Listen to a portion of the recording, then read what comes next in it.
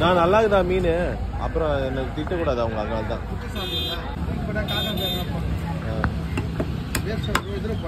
ஆமாம் ஆமாம் இங்கே நாய்க்குட்டி நிறைய இருக்கு என்ன நீங்க ரோட்ல இருக்குல்ல ஆமாம் ரோட்ல இருக்கிறதுனால வண்டி ரோட்ல ஒன்றா கஷ்டம் வண்டிங்க ஆமாம் அடிச்சு போட்டு போயினே இருப்பாங்க